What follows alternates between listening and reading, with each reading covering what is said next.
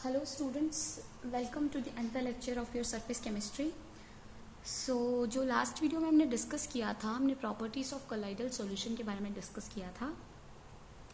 We have discuss colligative properties, we have discuss Tyndall effect, और हमने ये भी पढ़ा था कि टिंडल इफेक्ट जो है कौन सी कंडीशन पे सेटिस्फाई होता है, right. Now we are going to understand the third property of colloidal solutions. ठीक है. So the third property is what? Colour. क्या है? कलर. ठीक है. अभी कलर पे कैसे डिपेंड करता है वो हम पढ़ेंगे. ठीक है. Now the colour of colloidal solution depends on the wavelength of light scattered by disperse particle. जो कलर है कोलाइडल सॉल्यूशन का वो किस पे डिपेंड करता है? वो जो कलर है कोलाइडल सॉल्यूशन का वो डिपेंड करता है on wavelength of light scattered by disperse particle. किस पे डिपेंड करता है? कि कलर किस पे डिपेंड करता है? बेसिकली डिपेंड करता है कोलाइडल सॉल्यूशन कलर की वेवलेंथ क्या है जो लाइट स्कैटर्ड हो रही है. ठीक है. Depends on the wavelength of the light scattered. किसकी वजह से? जो डिस्पर्स पार्टिकल, मतलब जो कोलाइड्स जो होते हैं कोलाइडल सॉल्यूशन में जो कोलाइड्स होते हैं वो कितना लाइट को स्कैटर्ड कर रहे हैं उस लाइट की वेवलेंथ पे डिपेंड करता है कलर. तो वही लिखा है the colour of colloidal solution depends on the wavelength of light. किस पे? Wavelength of light scattered by dispersed particle. जो उसमें पार्टिकल डिस्पर्स्ड हैं उस पे डिपेंड करता है. क्या लिखा है then? The wavelength of light further depends on the size. और जो वेवलेंथ है वो किस पे भी डिपेंड करती है? देखो कलर किस पे डिपेंड करता है? वेवलेंथ पे. अभी जो वेवलेंथ है वो किस पे डिपेंड करती है? Wavelength of light depends on the size and nature of the particle. जो वेवलेंथ है वो भी किस पे डिपेंड करती है? वो साइज क्या है पार्टिकल का, नेचर क्या है पार्टिकल का, उस पर डिपेंड करती है. तो बेसिकली जो कलर होता है कोलाइडल सॉल्यूशन का डिपेंड करता है wavelength of the light that is scattered by disperse particle. And जो वेवलेंथ है वो डिपेंड करती है आपकी size and nature of the particle. अब क्या लिखा है? द कलर हाँ शायद दिख रहा है. The colour of colloidal solution also changes with the manner in which the observer receive the light. जो कलर है कोलाइडल सॉल्यूशन का वो भी उस हिसाब से भी चेंज होता है जिस हिसाब से जो ऑब्जर्वर है वो लाइट रिसीव कर रहा है. फॉर एग्जाम्पल, इसके लिए हमारे पास एक एग्जाम्पल है, that is what? A mixture of milk and water. Milk and water, अब ये आपका मिल्क है उसने अपने वाटर पे मिला दिया, उसका मिक्सचर बना दिया. Mixture of milk and water appears blue. कब ये ब्लू दिखता है? When viewed by reflected light. By blue viewed by what? Reflected light. अब जैसे फॉर एग्जाम्पल मान लो ये मिल्क है और वाटर है. ठीक है. मिल्क और वाटर का मिक्सचर है, उस पर एक लाइट गिरी ऐसे और ये रिफ्लेक्ट हो गई.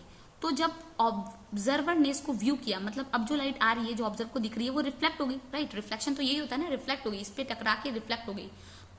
किस पे टकराई होगी? कैसे टकराई होगी? कोलाइडल पार्टिकल पे गई होगी और टकरा के फिर वापस आई होगी.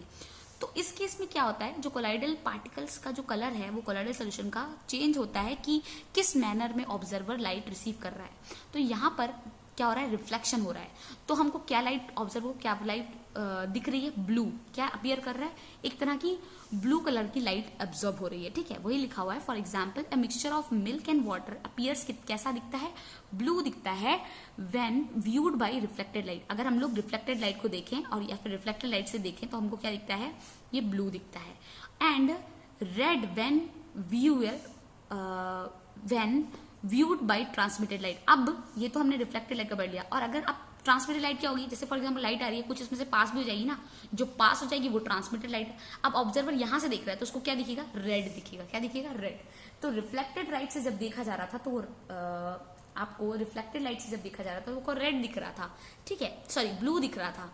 बट अब जब ट्रांसमिटेड लाइट से दिख रहा है तो आपको रेड दिख रहा है. तो बेसिकली जो कोलाइडल सॉल्यूशन, मतलब जो बेसिकली ये जो कलर है कोलाइडल सॉल्यूशन का वो चेंज होता है कि ऑब्जर्वर किस मैनर में लाइट रिसीव कर रहा है. जिस मैनर में लाइट रिसीव कर रहा है उस हिसाब से कलर भी बदलते रहेंगे. तो वही लिखा है, a mixture of milk and water appears blue when viewed by reflected light and red when viewed by transmitted light. अब जैसे फॉर एग्जांपल हमारे पास एक और एग्जांपल ले लेते हैं.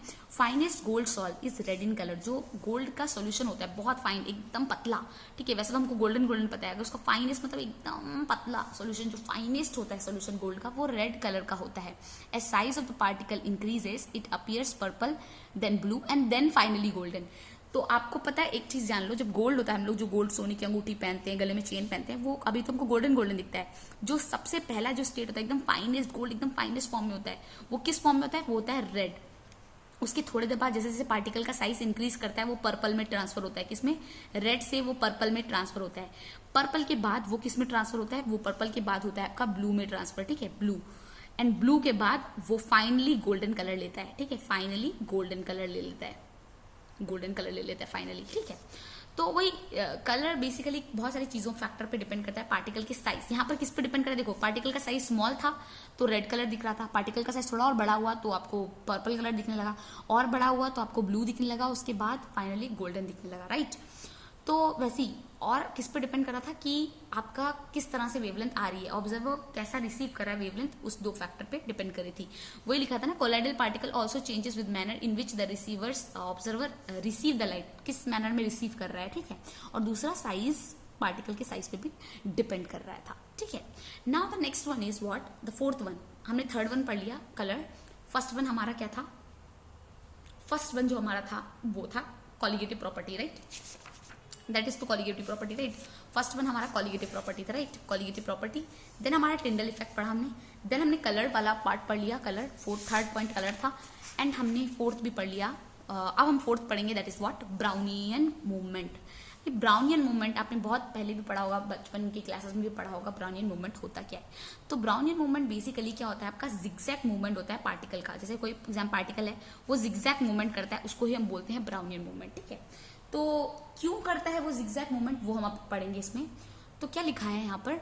When colloidal solution are viewed under a powerful microscope. जब हम एक पावरफुल माइक्रोस्कोप और you can say powerful ultra microscope use कर रहे होते हैं, किसको व्यू करने के लिए? कोलाइडल पार्टिकल्स सॉल्यूशन को व्यू करने के लिए। The colloidal particle appear to be in a state of continuous zigzag motion. हम क्या देखते हैं जब हम इस कोलाइडल सॉल्यूशन, ठीक है, कोलाइडल सॉल्यूशन के यहाँ पे हमने अल्ट्रा माइक्रोस्कोप लगा दिया। जैसे मान लो ये माइक्रोस्कोप है, यहाँ पर आंख रखी हुई है, ठीक है, ये आंख यहाँ से देख रहे हैं हम लोग, ठीक है, ये आईज है, यहाँ से देख रहे हैं हम लोग।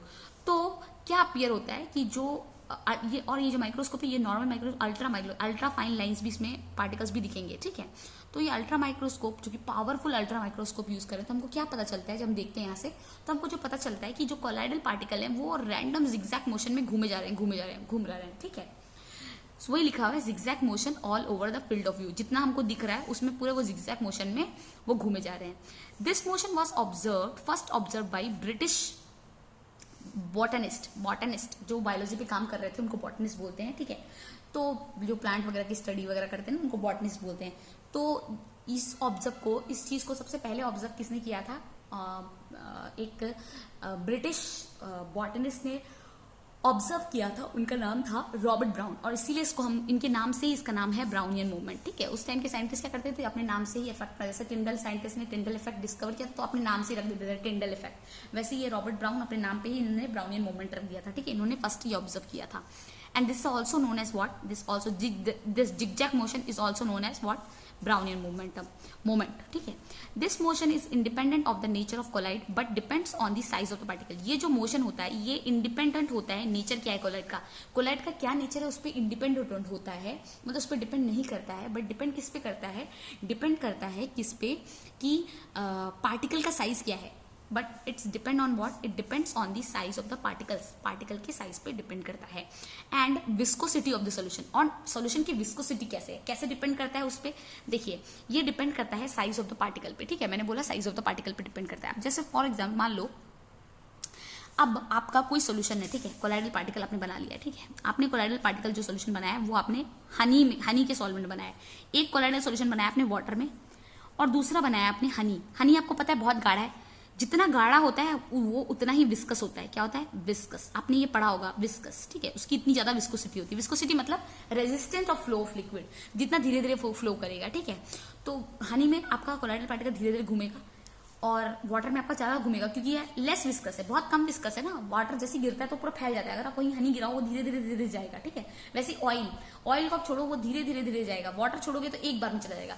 तो ऑयल आपका लेस विस्कस है और ऑयल आपका मोर विस्कस है और वाटर आपका लेस विस्कस है।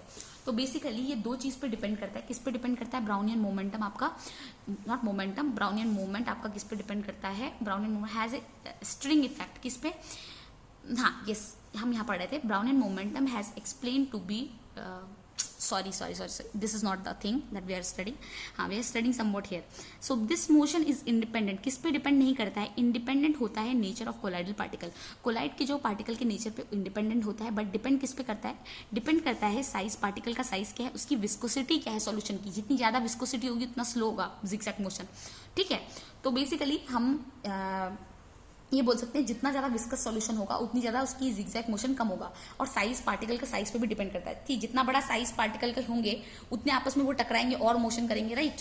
तो इसलिए पार्टिकल के साइज पे डिपेंड करता है, उसकी विस्कोसिटी पे डिपेंड करता है, बट किस चीज पे डिपेंड नहीं करता है? डिपेंड नहीं करता है नेचर क्या है कोलाइड्स का. ठीक है, अब क्या लिखा है? Smaller the size lesser the viscosity. जितना कम छोटा साइज होगा डिस्पर्सन मीडियम का, डिस्पर्सन मीडियम में भी तो कुछ पार्टिकल हैं, जितने डिस्पर्सन मीडियम के पार्टिकल छोटे साइज के होंगे उतनी ज्यादा लेसर विस्कोसिटी होगी, मतलब कम विस्कोसिटी होगी. और वंस विस्कोसिटी कम होगी और पार्टिकल्स का मूवमेंट बहुत ज्यादा फास्ट होगा. वही वो लिखा है, the faster is the motion. Faster होगा किसका? मोशन. अब क्या लिखा है? The Brownian moment has been explained to be due to the unbalanced bombardment of particle by the molecule of dispersion medium. ये बेसिकली डिस्पर्सन मीडियम होता, ये Brownian moment होता क्यों है इसका भी रीजन बताया. फॉर एग्जाम्पल मान लो आपके पास जैसे फॉर एग्जाम्पल डिस्पर्स मीडियम होता है. ठीक है, इसमें आपका डिस्पर्स फेज होते हैं. ठीक है, अब आपको पता है जो डिस्पर्सन मीडियम है वो भी उसके पास भी तो कुछ पार्टिकल होंगे. मान लो ये वाटर है, वाटर में भी तो H2O होता है. तो जो वाटर के पार्टिकल हैं वो इसको पुश करते हैं, इनको पुश करते हैं और इसकी वजह से ये क्या करते हैं? आपस में टकराते हैं, बहुत जोर जोर से, जल्दी जल्दी टकराते हैं. उसकी वजह से हमारा ब्राउनियन मूवमेंट क्रिएट होता है.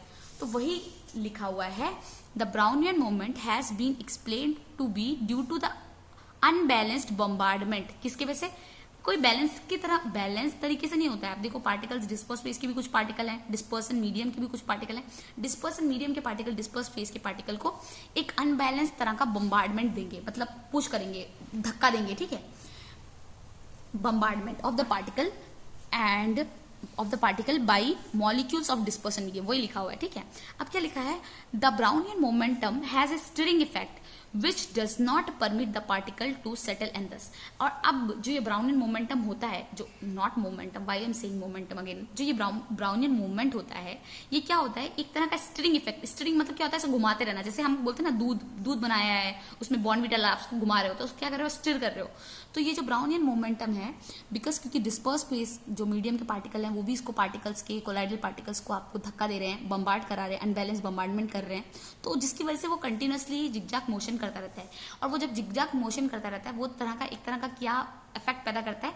वो स्टिरिंग इफेक्ट. क्योंकि वो सेटल तो डाउन होता नहीं है, वो कंटिन्यूसली घूमता रहेगा.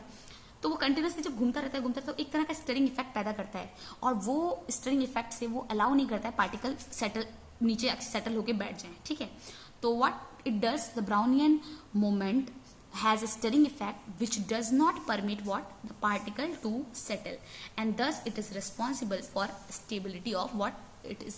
इसी की वजह से ये जो ब्राउनियन मोमेंटम है वो स्टेबिलिटी ऑफ सॉल पे डिपेंड करता है. जितना ज्यादा ब्राउनियन मोमेंटम होगा, not momentum, why I am saying momentum, sorry it is not momentum, I am again and again saying momentum. So ये जो ब्राउनियन मूवमेंट है, जितना ज्यादा ब्राउनियन मूवमेंट होगा उतना ज्यादा पार्टिकल अनस्टेबल होगा. क्योंकि जितना ज्यादा ब्राउनियन मूवमेंट होगा मतलब उतना ज्यादा पार्टिकल जिगजैग घूमेगा, जितना ज्यादा जिगजैग घूमेगा उतना ज्यादा सॉल्यूशन अनस्टेबल होगा, राइट. तो स्टेबिलिटी ऑफ सॉल्ट को डिटरमाइन करने के लिए आपका ब्राउनियन मूवमेंट जो है वो स्ट्रॉन्ग इफेक्ट प्ले करता है. ठीक है, thus it is responsible for stability of what salts. ठीक है, तो हमने इसके साथ फोर्थ पॉइंट भी समझ लिया है. Now will go to the fifth point, that is what? Charge on colloidal particles. किसके ऊपर? Charge on colloidal particles. 1 minute students.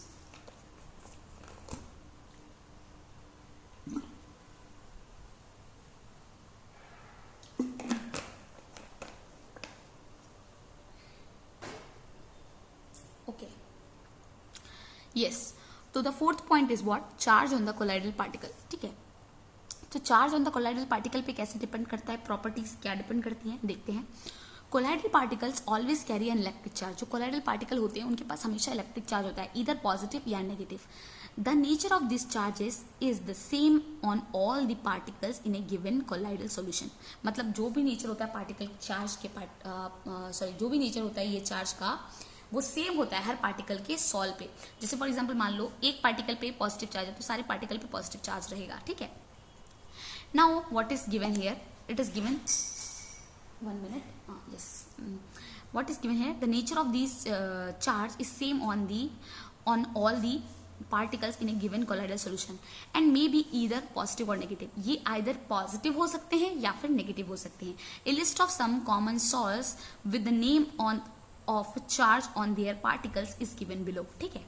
अब देखो यहाँ पर हमारे पॉजिटिवली चार्ज सॉल्स हैं और नेगेटिवली चार्ज सॉल्स हैं। मैंने आपको पहले भी बताया था नेगेटिवली चार्ज सॉल्स, आपका गोल्ड एक नेगेटिव चार्ज सॉल्ट है, कॉपर, सिल्वर क्यों है उसका रीजन भी मैंने आपको ब्रेडिक आर्क मेथड में समझा दिया था, राइट, अगर आपको याद होगा तो, ठीक है। हमने ब्रेडिक आर्क मेथड में पढ़ा था कि वो क्यों नेगेटिव होते हैं, हम क्यों उसको नेगेटिव मानते हैं, तो उसका मैंने बताया था। अगर आपको नहीं समझाया तो आप पीछे की वीडियो फिर से देख सकते हैं, ठीक है।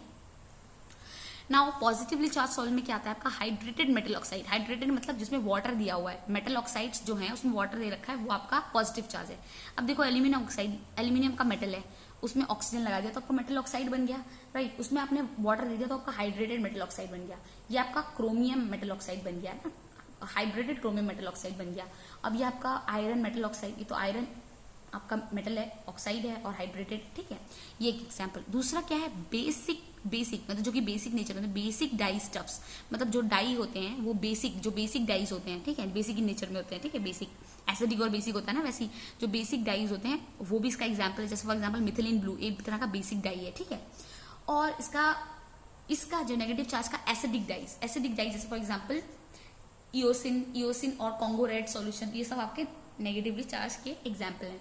और एक और एग्जाम्पल है मेटल सल्फाइड्स, जो मेटल सल्फाइड होते हैं, मेटेलिक सल्फाइड, जैसे for example arsenic sulphide, antimony sulphide जैसे SBS antimony, CD cadmium sulphide salts, ये जो होते हैं ये आपके नेगेटिव चार्ज है। नाउ ऑक्साइड्स, जो भी ऑक्साइड्स होते हैं वो आपके पॉजिटिवली चार्ज होते हैं। नाउ सॉल्ट्स ऑफ स्टार्च, जो स्टार्च, गम, जिलेटिन, क्ले, चारकोल, ये जो भी हैं ये आपके नेगेटिवली चार्ज होते हैं। तो आपको ये याद रखना है, ये तो बहुत इजी से मैंने समझा दिया, आई थिंक आपको याद रहेगा। और ये हमारे ब्लड में जो हीमोग्लोबिन होता है वो क्या होता है, पॉजिटिवली चार्ज होता है, ठीक है। वो आपका क्या होता है, पॉजिटिवली चार्ज होता है। तो आई थिंक यहाँ तक बातें क्लियर हो गई। हम यहाँ पढ़ते हैं क्या लिखा हुआ है यहाँ पर। The presence of equal and similar charge on colloidal particles is largely responsible in providing stability to the colloidal solution। अगर आपका presence of अगर equal charge और similar charge present है colloidal particle में, तो वो highly responsible किस में है, provide करने के लिए stability of colloidal particle solution को, ठीक है। मतलब अगर जस्ट इमेजिन आप मान लो कि आपका इक्वल नंबर ऑफ चार्ज और ये किसी सिमिलर चार्ज, ठीक है, पॉजिटिव मान लो, या फिर जैसे मान लो चार्ज टोटल चार्ज 4 है, ठीक है, टोटल चार्ज मान लो 13 है, या तो इक्वल चार्ज या फिर similar charge plus plus plus plus plus, ठीक है, प्लस प्लस चार्ज है। तो ये बेसिकली जब इस तरह का कोलाइडल पार्टिकल सॉल्यूशन होते हैं जिसमें चार्ज पार्टिकल आपके या तो इक्वल हो और सिमिलर हो, ठीक है, चार्ज हो, मतलब इक्वल भी हो चार्ज और सिमिलर भी चार्ज हो कोलाइडल पार्टिकल में, वो बेसिकली हाईली रिस्पॉन्सिबल होते हैं इन प्रोवाइडिंग द स्टेबिलिटी, इसके लिए stability to colloidal solution, colloidal solution को स्टेबिलिटी दिलाने के लिए बहुत यूजफुल होते हैं। क्यों? Because the repulsive force between the charged particle and charged particle having the same charge prevent them from coalescing। Because क्या होता है रिपल्शन पैदा होता है because of what, between charge particle. अब देखो कोई सोल्यूशन आपने लिया, उसमें आपके डिस्पर्स्ड फेस होगा, डिस्पर्शन मीडियम भी होगा। जो डिस्पर्स फेस है अगर आप मान लो वो आपका पॉजिटिव चार्ज है, तो डिस्पर्सन मीडियम जैसे फॉर एग्जांपल वाटर है, तो आपको पता है वाटर जब पानी में टूट जाता है तो वो H+ एंड OH- बनता है। तो जो माइनस वाले हैं वो क्या करेंगे, एक तरह का रिपल्सिव फोर्स प्रोवाइड करेंगे, ठीक है, OH- है ना, और आप जो पार्टिकल यूज करें वो पॉजिटिव है, तो एक तरह का रिपल्सिव फोर्स क्रिएट होता है between charge particle having the same charge, prevent from coalescing और एग्रीगेटिंग, मतलब उनको जोड़ने से, आपस में आके मिलने से नीचे कोगुलेट होने के लिए रोकता है, ठीक है, बैठने के लिए रोकता है। When they come closer to each other, जब ये आप आपस में आके पास आके बैठते हैं तो इनके बीच में अपोजिट चार्जेस की वजह से ये लोग सेटल डाउन होकर नहीं बैठ पाते हैं। अब क्या लिखा है, the charge on the salt particle is due to more than one reason. जो चार्ज होता है सॉल्ट पार्टिकल के ऊपर वो एक से ज्यादा रीजन पे डिपेंड करता है। नेमली क्या क्या रीजन है, ये नेमली होता है, ठीक है, क्या क्या reason. Number 1, due to electron capture by salt particles during electro dispersion. अब क्या होगा, इलेक्ट्रो डिस्पर्सन की वजह से भी पार्टिकल सॉल्ट पार्टिकल के ऊपर चार्ज होता है। इलेक्ट्रो डिस्पर्सन क्या होता है, जैसे डिस्पर्सन बेसिकली डिस्पर्स इलेक्ट्रॉन्स आके चार्ज पार्टिकल के ऊपर, जैसे आपने कुछ, जैसे फॉर एग्जांपल आपने यहाँ पे सॉल्यूशन ले लिया, आपने Ag Cl का सॉल्यूशन ले लिया। अब आप इसमें डाल रहे हो AgNO3, ठीक है। तो इसके जो पार्टिकल्स हैं आके, इलेक्ट्रॉन्स हैं जो Ag के, वो आके इसके ऊपर, यहाँ पर Ag प्लस है, AgCl माइनस है, तो इसकी जो पार्टिकल्स आके इसके ऊपर बैठ जाएंगे, ठीक है। या फिर NO3 के पार्टिकल्स आके इसके ऊपर बैठ जाएंगे और एक तरह का क्या कर देंगे, इलेक्ट्रो डिस्पर्सन क्रिएट कर देंगे, ठीक है, ऑफ मेटल का इलेक्ट्रो डिस्पर्सन हो जाएगा। मान लो यहाँ पर आप KCl ले रहे हो, KCl तो आपका मेटल है, KCl तो आपका मेटल है, आप मेटल ले रहे हो, तो आपने क्या किया, इसका KCl आके आपका K या फिर मान लो Cl, ठीक है, आपने यहाँ पर ले लिया Cl, ये Cl माइनस होता है ना, ये Cl माइनस भी आपका K आके बैठ गया, ठीक है, K आके बैठ गया आपका।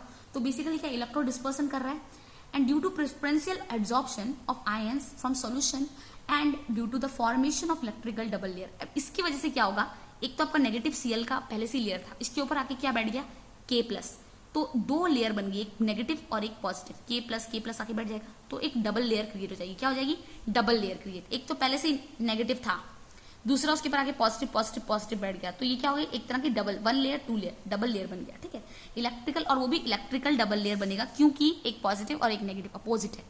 The development of charge on the solve particles, किस पे, सॉल्व पार्टिकल्स में जो डेवलपमेंट होता है चार्ज का, बाय प्रेफरेंशियल एब्जॉर्प्शन, मतलब प्रेफरेंस करके कौन किस पे जाके बैठेगा। आप देखो ये जो K था, ये प्लस था, ये प्रेफरेंशियली जाके Cl पे बैठ रहा है। Preferential absorption of ions is describe below. ये कैसे होता है, now we are going to understand.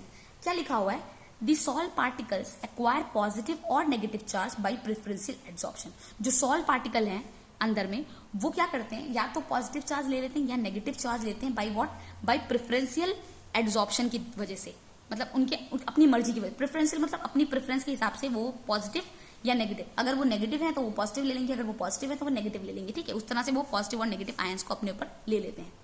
Then क्या लिखा हुआ है, yes positive and negative ions को वो अपने ऊपर ले लेते हैं। देन क्या लिख रहा है, लिखा है, I thought this is not visible to you people, okay. Then लिखा हुआ है, व्हेन 2 और more ions are present in dispersion medium, अगर डिस्पर्सन मीडियम में 2 या 2 से ज्यादा आयन प्रेजेंट हैं, preferential absorption of ions common to the colloidal particles. अब क्या होगा, अगर कोई डिस्पर्सन मीडियम है, उसमें उसमें 2 से ज्यादा, when 2 or more ions are present in dispersion medium, preferential absorption क्या होगा इसमें, प्रेफरेंस होकर एब्जॉर्प्शन होगा ऑफ आयन, ठीक है, आयन का प्रेफरेंस होकर एब्जॉर्प्शन होगा, एंड क्या होगा, yes, common to the colloidal particle. जो भी कोलाइडल पार्टिकल फिजिबल है उसके लिए, जो प्रेफरेंस करके एब्जॉर्प्शन कर पाएगा, उस पे जाके उसका एब्जॉर्प्शन हो जाएगा। यूजुअली वैसे ही होता है। This can be explain by taking the following example. इसको हम एक्सप्लेन कर सकते हैं by taking example of what, by taking the example of the following। I think ये pencil आपका टूट गया है। 1 minute students, wait for a minute,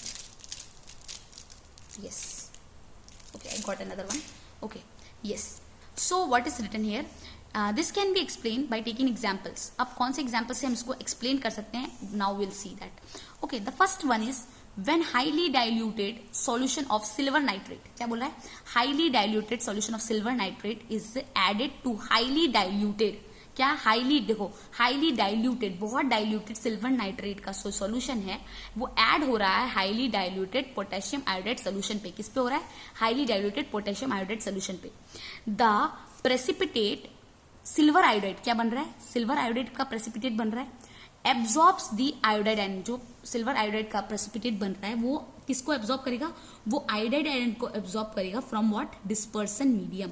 किसमें, absorbs iodide ion from dispersion medium and negatively charge colloidal solution result. क्या होगा, हमने क्या लिया, देखो हमने लिया आपका हाईली डाइल्यूटेड, बहुत डाइल्यूटेड, यस हाईली डाइल्यूटेड हमने लिया आपका silver nitrate, right, silver nitrate का फॉर्मूला क्या होता है, और उसको हमने किस पे डाला, highly diluted, again diluted, highly diluted KCl पे डाला, ठीक है। तो ये लिखा हुआ है when highly diluted solution of silver nitrate is added to highly diluted potassium iodide, किसका प्रेसिपिटेट बन रहा है, अब आप देखो AgNO3 KCl, राइट, क्या बनेगा AgI प्लस KNO3, राइट, ये होगा। तो किसका प्रेसिपिटेट बन रहा है, AgI का प्रेसिपिटेट बन रहा है, किसका बन रहा है, AgI का प्रेसिपिटेट बन रहा है, सिल्वर आयोडाइड का प्रेसिपिटेट बन रहा है, मतलब प्रेसिपिटेट बन रहा है। अब क्या होगा, हाँ, द प्रेसिपिटेटेड सिल्वर आयोडाइड। अब जो ये प्रेसिपिटेटेड सिल्वर आयोडाइड है वो एब्जॉर्ब करेगी iodide ion from dispersion medium. अब क्या होगा, अब देखो हमने इसको रिएक्शन किया बेसिकली, तो बेसिकली क्या हुआ, ये जो AgNO3 थी, ठीक है ना, AgNO3 प्रेसिपिटेट क्या बन गया, AgI। ये कैसे बना, क्योंकि सिल्वर ने आयोडाइड आयन को एब्जॉर्ब किया। क्या किया, आयोडाइड आयन को अपने सरफेस पे एब्जॉर्ब कर लिया, ठीक है। वही बोला है कि द प्रेसिपिटेट सिल्वर आयोडाइड, जो आयोडाइड बना वो एब्जॉर्ब क्या करेगा, आयोडाइड आयंस को एब्जॉर्ब करेगा फ्रॉम डिस्पर्सन मीडियम। क्योंकि डिस्पर्सन मीडियम में देखो आपने ये रिएक्शन किया, AgNO3 था, उसमें आपने KCl दिया, ठीक है ना, आपका KCl not KI, sorry students, this is not KCl, it is potassium iodide, ठीक है, आयोडाइड, ठीक है, आयोडाइड यूज कर रहे हैं। तो बेसिकली क्या बना रहा है, AgI एंड KNO3 निकल रहा है। तो जब इस सॉल्यूशन में ये रिएक्शन हुआ होगा, जब तो इसमें बन गया होगा ये प्रोडक्ट, क्या बन गया होगा, इसका प्रेसिपिटेट बन गया होगा। बट भी सॉल्यूशन में कुछ पार्टिकल्स तो आयोडाइड के होंगे ही, राइट, आयोडाइड के पार्टिकल्स तो नेगेटिव चार्ज लिए थे, वो तो कुछ पार्टिकल होंगे। जब ये प्रेसिपिटेट बन गया, ये जब मान लो ये प्रेसिपिटेट AgI का है, अब क्या हो रहा है, ये जो आयोडाइड के आयन है वो आके इसके पास आके एब्जॉर्ब हो रहे हैं, इसकी सरफेस पे आयोडाइड आयन, जो नेगेटिव आयोडाइड आयन है वो इसकी सरफेस पे आके एब्जॉर्ब हो रहे हैं। हमारे सॉल्यूशन में क्या था, हमारे सॉल्यूशन में AgNO3 था, राइट, और हमने इसमें KCl डाल दिया, KCl K plus Cl minus, आपका KNO3 बन गया, और ये सॉरी KCl नहीं KI I का माइनस होता है और ये प्लस होता है, तो आपका क्या बन गया, आपका AgI बन गया, राइट, क्योंकि ये प्लस होता है ये नेगेटिव होता है, तो ये पॉजिटिव नेगेटिव दूसरे पास जाएंगे, तो ये बन गया। अब पूरे तो I माइनस एब्जॉर्ब नहीं होंगे, अब जो बचे I माइनस है वो इसकी सरफेस पे एब्जॉर्ब हो रहेंगे। वही बोला हुआ है कि द प्रेसिपिटेट, क्या लिखा है, हाँ, the precipitate of silver iodide absorbs iodide ion from dispersion medium. किससे, डिस्पर्सन मीडियम से आयोडाइड आयन को एब्जॉर्ब कर लेता है and negatively charge colloidal solution. अब क्या बन जा रहा है, उसके बाद हमारा जो सॉल्यूशन बन जा रहा है वो हमारा बन जा रहा है नेगेटिवली चार्ज, क्योंकि नेगेटिव चार्ज बन गया। एक तो पहले से सिल्वर आयोडाइड प्रेसिपिटेट बन गया, तो उसके ऊपर आयोडाइड आयन आके बैठ गए। आयोडाइड आयन क्या होते हैं, नेगेटिव चार्ज लिए रहते हैं, अब वो नेगेटिव चार्ज आके इस पे बैठ गया, तो क्या बन गया आपका, टोटली आपका colloidal solution negative colloidal solution बन गया। अब हाउएवर, अब अगर उल्टा हो कि KI सॉल्यूशन को हम ऐड कर रहे हैं AgNO3 में, अपने AgNO3 का सॉल्यूशन ले रखा है, पहले हमने क्या रखा था, पहले हमने क्या किया था, हमने सिल्वर नाइट्रेट को ऐड किया था किसमें, KI के सॉल्यूशन में। व्हेन सिल्वर क्या लिखा था, when highly diluted silver nitrate is added to this iodide solution ना। अब क्या हो रहा है, आप क्या कर रहे हैं, आप AgNO3 का सॉल्यूशन ले रहे हैं, उसमें KI डाल रहे हैं। जब उसमें AgNO3 का सॉल्यूशन ले रहे हैं और उसमें KI जब डाल रहे हैं, तो क्या बन रहा है आपका, हाँ, KI was added to AgNO3 solution, positively charged solution result, positive charge solution result बन गया।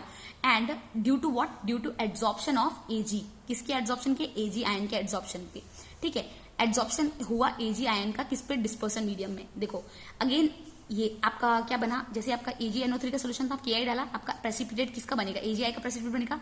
अब क्या हो रहा है, अगेन Ag प्लस के जो आयंस सॉल्यूशन में बच गए वो आके इसकी सरफेस पे डिपॉजिट हो जाएंगे, इसकी सरफेस पे डिपॉजिट होके इस सॉल्यूशन को, कोलाइडल सॉल्यूशन को पॉजिटिवली चार्ज बना देंगे। तो आई थिंक यहाँ तक क्लियर हुआ होगा आप लोगों को, ठीक है। आज के वीडियो में यहीं पर रखते हैं, नेक्स्ट वीडियो में आपको ये B वाला पार्ट समझाऊंगी, ठीक है। So thank you student, this is for today's class.